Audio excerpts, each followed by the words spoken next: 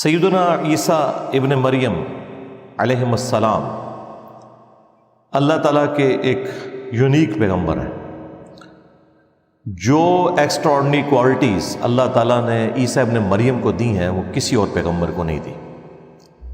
لہٰذا یہ جسٹیفائی تھا کسی حد تک آزمائش کے طور پر کہ انہیں خدا کا بیٹا مان لیا جاتا. ظاہر ہے اللہ تعالیٰ آزمائش پھر کسی ایسی شخصیت کے ذریعے کرے گا نا جسے غیر معمولی صلاحیتیں دی ہوں.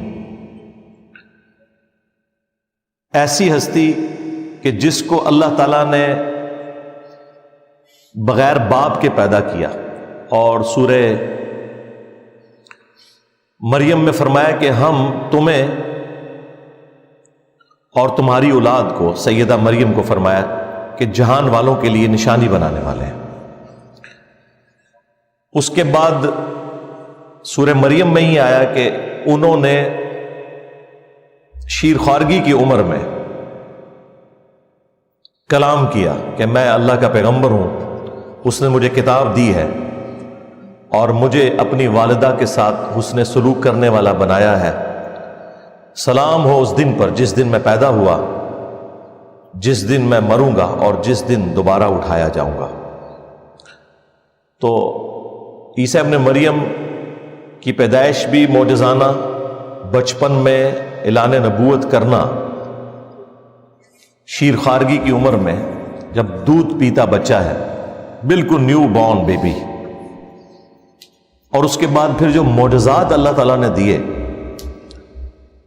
کہ اندھوں کو اللہ تعالیٰ کے اذن سے شفا دے دیتے تھے، اسی طریقے سے جو کوڑی کے مریض تھے ان کو شفا دے دیتے تھے اللہ کے اذن سے.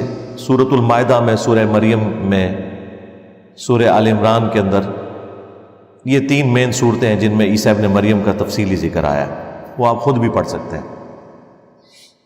اور سب سے بڑھ کر مٹی کی مورت میں پھونک مارتے تھے تو وہ پرندہ بن جاتی تھی اللہ کے اذن سے، اور مردوں کو زندہ کر دیتے تھے اللہ کے اذن سے. اب یہ کوالٹیز کسی اور پیغمبر کو اللہ تعالیٰ نے نہیں دی. یہاں تک کہ فرمایا کہ روح من، وہ اللہ کی روح ہے. اسی کی وجہ سے بعض لوگوں نے دھوکہ کھایا اور انہیں خدا کا بیٹا کہہ دیا، حالانکہ اللہ تعالیٰ نے عیسیٰ ابن مریم کا سٹیٹس بالکل کلیئر کیا کہ وہ اللہ کے بندے ہیں. سورہ آل عمران کی شروع کی آیات کا ٹاپک ہی یہی ہے. بہرحال جس شخصیت کے ساتھ اتنے ایکسٹراڈنری چیزیں جڑی ہوں تو انسانیت نے پھر ان کے بارے میں یہی کلیم کرنا ہے کہ کم از کم انہیں خدا کا بیٹا مانو یا پھر خدا کلیم کر دو. اور یہ دونوں عقائد ان کے ساتھ لوگوں نے منسوب کیے. کیتھولک کا عقیدہ ہے کہ وہ خدا کے بیٹے ہیں، اور پروٹیسٹنٹ کا عقیدہ ہے کہ وہ عیسیٰ ابن مریم خود اللہ ہیں جو کہ انسانی شکل میں زمین کے اوپر آ گئے، والعیاذ باللہ تعالی. اور اللہ تعالیٰ نے دونوں عقیدوں کا رد کیا ہے بڑی تفصیل کے ساتھ. سورہ آل عمران میں اور سورۃ المائدہ میں تو جس شان سے ڈسکشن ہوئی ہے وہ تو اپنی نوعیت کی ایک یونیک ڈسکشن ہے. لقد کفر الذین قالوا ان اللہ هو المسیح ابن مریم، بے شک وہ لوگ کھلا کفر کر رہے ہیں کہ جو کہہ رہے ہیں کہ عیسیٰ ابن مریم ہی اللہ ہے.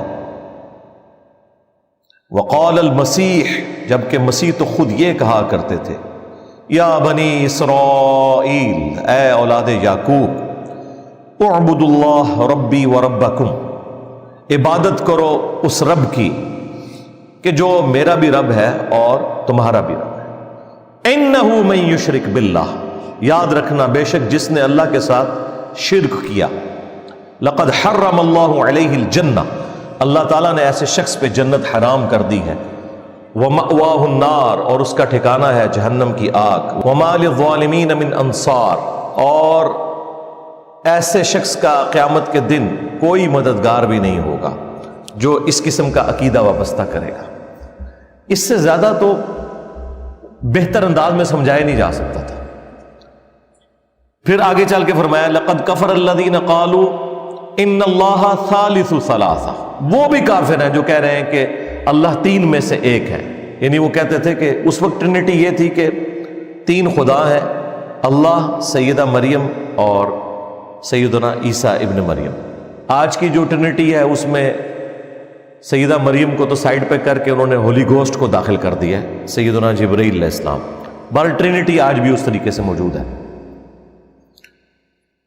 پھر آگے چل کے اللہ تعالیٰ نے فرمایا کہ مل مسیح ابن مریم الا رسول، عیسیٰ ابن مریم تو نہیں تھے مگر ایک رسول، قد خلت من قبلہ الرسل، ان سے پہلے بھی رسول گزر چکے ہیں، وامہ صدیقہ، ان کی ماں ایک سچی عورت تھی، کانا یاکلان الطعام، دونوں کھانا کھایا کرتے تھے، دونوں روٹی کھانے کے محتاج تھے۔ دیکھو ہم اپنی آیات کس طرح کھول کھول کر بیان کر رہے ہیں، اور پھر ان کی طرف دیکھو کس طرح یہ الٹے پڑے جاتے ہیں۔ کیا تم ایسی ہستیوں کو اللہ کے سوا پوج رہے ہو کہ جو نہ تمہارے نقصان کے مالک ہیں نہ نفع کے مالک ہیں، اور اللہ ہی سننے والا اور علم والا ہے۔ یعنی اس میں واضح عقیدہ اللہ تعالیٰ نے بتا دیا کہ عیسیٰ ابن مریم اور ان کی ماں من دون اللہ بھی ہیں، اس اعتبار سے کہ اللہ کے مقابلے پہ لوگوں نے ان کو کھڑا کیا۔ لہٰذا یہ بھی ایک ڈھکوسلا جو تھا بعض فرقوں کا کہ من دون اللہ سے مراد صرف بت ہیں، وہ بھی ختم ہوا۔ نمبر 2، نہ صرف ان کی پرستش کی نفی کی بلکہ ساتھ یہ کہا کہ یہ تمہارے نفع نقصان کے مالک بھی نہیں ہیں۔ لہٰذا ان لوگوں کا بھی دروازہ بند ہو گیا جو یہ کہتے تھے کہ ہم میں اور کرسچنز میں یہ فرق ہے کہ کرسچن جو ہیں وہ اللہ کے پیغمبر کی عبادت کرتے ہیں، اس کی ماں کو پوجتے ہیں، ہم تو اولیاء اللہ اور انبیاء کی عبادت نہیں کرتے، ہم تو انہیں اللہ کا بندہ مانتے ہیں۔ تو اس میں میں نے کہا تھا نہ، آگے چل، آگے لکھا ہوا ہے کہ نہ وہ تیرے نفع کے مالک ہیں نہ نقصان کے۔ اور کتنی آپ سمجھ لیں، وہ ہمارے ڈاکٹر سرار صاحب اس کے لیے ورڈ یوز کرتے تھے، ننگی بات، یعنی بالکل کھلی ہوئی بات کہ وہ روٹی کھانے کے محتاج تھے۔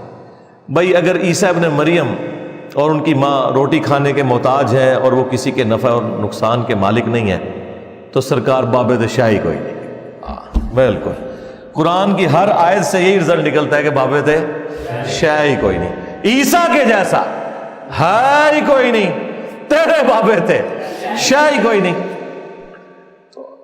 اگر عیسیٰ ابن مریم کو اللہ تعالیٰ نے سینٹرڈ کیا ہے تو صرف اس لیے کہ آپ کے سامنے یہ مقدمہ بالکل واضح ہو جائے کہ اگر عیسیٰ ابن مریم جو اولو العزم پیغمبروں میں سے ہیں، 5 اولو العزم پیغمبر قرآن میں رپورٹ ہوئے ہیں، سورۃ الاحزاب میں، سورہ الشورى کے اندر، محمد رسول اللہ صلی اللہ علیہ وآلہ وسلم، ابراہیم خلیل اللہ، موسیٰ کلیم اللہ، نوح نجی اللہ اور عیسیٰ روح اللہ علیہم السلام اجمعین، ان میں سے ایک ہیں۔ اگر ان کا یہ سٹیٹس ہے کہ وہ روٹی کھانے کے محتاج ہیں، کسی کے نفع نقصان کے وہ مالک نہیں ہیں، تو سرکار پھر باقیوں کو تو آپ چھوڑ دیں۔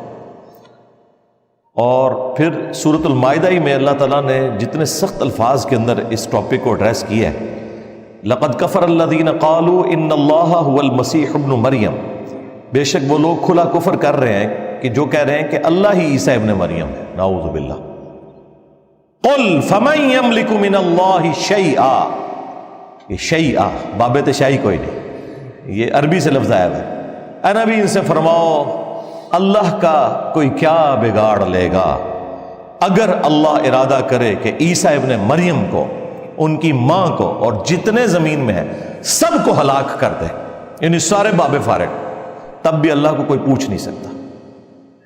تو یہاں پہ اللہ تعالیٰ نے توحید کو پھر اسٹیبلش کیا۔ غصہ تھا کرسچنز پہ، سینٹرڈ کسے کیا؟ عیسیٰ ابن مریم کو، کیونکہ اللہ تعالیٰ کو تو کوئی آر نہیں ہے، یہ کائنات اس نے اس لیے نہیں بنائی ہے کہ اس کے پیغمبروں کو خدا مان لیا جائے۔ جب توحید سمجھائے گا اللہ تعالیٰ پھر اسی طریقے سے سمجھائے گا کہ اگر اللہ عیسیٰ، اس کی ماں اور سب کو ہلاک کر دے۔ اچھا، وصال شریف بھی نہیں فرمایا، وفات شریف بھی نہیں، ہلاک کا لفظ ہے صرف یہ بتانے کے لیے کہ خالق اور مخلوق میں کتنا فرق ہے۔ یہ ہے سرکار رحمانی توحید، اور ایک ہے شیطانی توحید۔ شیطانی توحید یہ ہے کہ انبیاء کو اولیاء کو، بزرگ بابوں کو اللہ کے مقابلے پہ کھڑا کر دو، خواہ ان کی تعلیمات نہ بھی ہوں تب بھی ان کو کھڑا کر دو اللہ کے مقابلے پہ۔ پھر ظاہر ہے کہ جب اس طرح کا معاملہ ہوگا پھر اس لیول پہ اتر کے اللہ تعالیٰ سمجھائے گا کہ عیسیٰ کو خدا مانے ہو، اگر اللہ عیسیٰ کو، اس کی ماں کو، سب کو ہلاک کر دے، اللہ کا کوئی کیا بگاڑ لے گا؟ تو پھر اس لیول پہ اتر کے بات کو سمجھانا پڑتا ہے۔ اور دیکھیں سیدنا ابوبکر صدیق رضی اللہ تعالیٰ عنہ نے کس طریقے سے عقیدہ امت کو دیا کہ نبی علیہ السلام کی میت کے اوپر جب انہوں نے خطبہ دیا ہے حمد و صلات کے بعد، صحیح بخاری میں کم از کم 4 جگہ یہ خطبہ آیا ہے، تو آیات بعد میں پڑھی ہیں، پہلے انہوں نے اپنی طرف سے ایک جملہ بولا جو نہ قرآن میں تھا نہ حدیث میں تھا۔ جس طرح میرے اوپر یہ اعتراض کرتے ہیں نا انجینئر صاحب یہ جملے کیوں بولتے ہیں، حضرت ابوبکر صدیق نے بھی خود جملے بولے ہیں، شارح تو نہیں تھے وہ بھی نبی علیہ السلام کے صحابی تھے، بہرحال امتی تھے، فالو تو انہوں نے بھی دین کو ہی کرنا ہے۔ الا من کان یعبد محمدا فان محمدا قد مات، آگاہ ہو جاؤ جو بھی تم میں محمد کی عبادت کرتا تھا وہ جان لے کہ محمد مر گئے۔ وصال فرما گئے، وفات فرما گئے، کوئی الفاظ نہیں، حالانکہ یہ بھی عربی کے الفاظ تھے۔ ان کو کسی نے نہیں کہا جی قرآن میں لکھا ہے شہید زندہ ہے، انہیں پتا تھا وہ بات اور ہے یہ بات اور ہے۔ دنیا سے مر چکا ہے شہید بھی، اللہ کے حضور زندہ ہے، قرآن میں ہے۔ دنیا میں اگر زندہ ہے تو اس کی بیوی پھر کیا دوبارہ نکاح کر کے زنا کر رہی ہوتی ہے؟ بھئی مر چکا ہے، اسی لیے وہ کسی اور مرد سے شادی کرتی ہے، اللہ کے حضور زندہ ہے۔ ہاں نبی کی بیوی اس لیے نہیں کرتی ہے کہ وہ امت کی ماں ہے، اس وجہ سے نہیں کہ نبی آخرت میں زندہ ہے، اس وجہ سے کہ وہ امت کے باپ ہیں اور ان کی بیویاں مائیں ہیں، اس لیے اللہ تعالیٰ نے وہاں پہ یہ والا معاملہ ختم کر دیا۔ النبی اولیٰ بالمؤمنین من انفسہم وازواجہ امہاتہم، نبی مومنین کی جانوں سے بڑھ کر ان پر حق رکھتے ہیں، نبی کی بیویاں امت کی مائیں۔ اور پھر سورۃ الاحزاب میں آگے چل کے آیا کہ اللہ تعالیٰ کے نزدیک یہ بہت بڑا گناہ ہے کہ نبی کی وفات کے بعد تم ان کی بیوی کے ساتھ شادی کرو، یہ اللہ تعالیٰ نے ایک آنر کے طور پر کیا۔ لیکن دوسری طرف حضرت جعفر طیار شہید ہوئے ہیں غزوہ موتا کے اندر، حضرت علی کے بھائی، ان کی بیوی اسماء بنت امیس، ان کے ساتھ حضرت ابوبکر نے شادی کر لی۔ حالانکہ جعفر وہ ہیں جن کا نام جعفر طیار ہے، بخاری میں ہے کہ اللہ تعالیٰ نے انہیں جنت میں 2 پر دیے ہیں، ان کے بازو کٹ گئے تھے، اس سے وہ اڑتے ہیں جنت میں، یعنی کنفرم زندہ۔ اور بیوی نے نکاح کر لیا حضرت ابوبکر کے ساتھ، ان سے محمد بن ابی بکر پیدا ہوئے، پھر حضرت ابوبکر بھی فوت ہو گئے، پھر اسی عورت کے ساتھ حضرت علی نے نکاح کر لیا اور محمد بن ابی بکر کی پرورش کی۔ اور جعفر طیار کا جو بیٹا تھا عبداللہ بن جعفر، اس کی بھی پرورش کی، بلکہ ان کو تو اپنی بیٹی زینب بھی دے دی۔ تو یہ میں بتا رہا ہوں کہ اگر شہید زندہ ہے تو یہ کیا آگے چل رہا ہے سارا معاملہ، تو وہ زندگی اللہ کے حضور۔ تو حضرت ابوبکر نے ایک فرضی جملہ بولا، جو بھی تم میں محمد کی عبادت کرتا تھا جان لے محمد مر گئے۔ وَمَن يَعْبُدُ اللَّهَ، اور جو اللہ کی عبادت کرتا تھا وہ جان لے فَإِنَّ اللَّهَ حَيٌّ لَا يَمُوتُ، کہ اللہ تعالیٰ زندہ ہے، اسے کبھی موت نہیں آئے گی۔ کسی نے نہیں کھڑے ہو کے کہا کہ حضرت یہ کون سی آیت ہے، یہ کون سی حدیث ہے، یہ آپ اپنی طرف سے باتیں کر رہے ہیں، کسی کی جرت نہیں تھی۔ انہیں پتا تھا کہ حضرت ابوبکر جو کچھ کہہ رہے ہیں یہ عقیدہ ہے، اپنے انداز میں بیان کر رہے ہیں وہ، کیونکہ انسانیت نے سب سے بڑا شرک عیسیٰ ابن مریم کے نام کے اوپر دیکھا ہے۔ اس وقت بھی بت پرست 90 کروڑ ہیں اور کرسچنز جو ہیں 2 ارب سے زیادہ ہو چکے ہیں۔ اس وقت بھی سب سے بڑا شرک ایک پیغمبر کے نام پہ ہو رہا ہے، پیغمبر کا قصور نہیں ہے، ان کے ماننے والوں کا ہے۔ لیکن نبی علیہ السلام نے کیا فرمایا صحیح بخاری میں، دیکھنا میری شان کو اس طرح بلند نہ کرنا جس طرح نصارہ نے عیسیٰ ابن مریم کو بڑھا دیا، میں اللہ کا بندہ اور اس کا رسول ہوں، مجھے اللہ کا بندہ اور اس کا رسول کہنا، یہ چیز تھی حضرت ابوبکر کے سامنے۔ تو جناب حضرت ابوبکر صدیق نے ایک فرضی جملہ بولا، کسی صحابی نے نہیں کہا کہ حضرت ہم میں کون رسول اللہ کی عبادت کرتا ہے، آپ مسلمانوں پہ کلمہ کو مشرک ہونے کا فتویٰ کیوں لگا رہے ہیں؟ انہوں نے تو یہی کہنا تھا نا۔ یہ سب کچھ کہنے کے بعد انہوں نے آیت پڑھی۔ میں تو بڑی احتیاط کرتا ہوں، پہلے آیت پڑھتا ہوں پھر حدیث پڑھتا ہوں پھر کہتا ہوں بابے شاہی کوئی نہیں، لیکن حضرت ابوبکر صدیق نے پہلے اپنا جملہ بولا کہ جو محمد کی عبادت کرتا تھا جان لے کہ محمد مر چکے، اور جو اللہ کی عبادت کرتا ہے وہ جان لے کہ اللہ تعالیٰ زندہ ہے، اسے موت نہیں آئے گی۔ پھر کہا کہ قرآن میں آیت ہے وما محمد الا رسول قد خلت من قبلہ الرسل افإن مات او قتل انقلبتم علی اعقابکم، محمد تو نہیں مگر ایک رسول، اگر یہ مر جائیں یا قتل ہو جائیں تو کیا تم دین سے الٹے قدم پھر جاؤ گے؟ یعنی نبی علیہ السلام پہ تو احسان نہیں کیا نا تم نے اپنی آخرت کے لیے کلمہ پڑھا۔ پھر پڑھا انک میت وانہم میتون، اے نبی تمہیں بھی مرنا ہے، تمہارے مخالفین کو بھی مرنا ہے، اور پھر تم اللہ کے حضور قیامت کے دن جھگڑا کرو گے، اللہ تعالیٰ فیصلہ کر دے گا۔ آیات بعد میں پڑھی، عقیدہ پہلے دیا۔ تو لوگ ہم سے پوچھتے ہیں کہ جناب انجینئر صاحب کے دماغ میں باتیں کہاں سے آتی ہیں؟ بھائی انجینئر صاحب حضرت ابوبکر صدیق کے ماننے والے ہیں رضی اللہ تعالیٰ عنہ۔ جب تم کہو گے کہ بابے نے سمندر روکا ہوا ہے تو پھر انجینئر کیوں نہ کہے کہ بڑے سے بڑا کوئی انسان ہو اپنا پیشاب نہیں روک سکتا، سمندر روکنا تو دور کی بات۔ جب کوئی شخص گمراہی پھیلاتا ہے نا تو اس کے مقابلے کے اوپر کاؤنٹر نیریٹو اسی طریقے سے کھڑا ہوتا ہے۔ میں آج آپ کو بڑے وثوق سے کہتا ہوں، آج اگر حضرت ابوبکر زندہ ہوتے تو اس سے زیادہ سخت جملے ان کے اوپر بولتے ہیں۔ جب کچھ ہوا نہیں تھا تو یہ کہہ رہے تھے جو محمد کی عبادت کرتا تھا جان لے محمد مر چکے۔ یعنی دو کتنی سخت باتیں، ایک تو صحابہ کو کہہ رہے ہیں کہ جو تمہیں عبادت کرتا ہے سیدھا سیدھا بھی شرک کا فتویٰ کوئی نہیں کرتا تھا، ان کو بھی پتا تھا، اور دوسرا نبی علیہ السلام کی تعریف کرنے کی بجائے، کوئی نعت پڑھنے کوئی دروشی پڑھنے کی بجائے سیدھا یہ کہہ رہے ہیں کہ مر چکے۔ ایک غم ہے صحابہ کو، اوپر سے اس طرح کے جملے۔ اس کا مطلب ہے کہ صحابہ کرام کے لیے توحید ٹاپ پرائورٹی تھی، انہیں یہ پتا تھا کہ پیغمبر اسی میں خوش ہے جو حضرت ابوبکر صدیق بیان کر رہے ہیں رضی اللہ تعالیٰ عنہ۔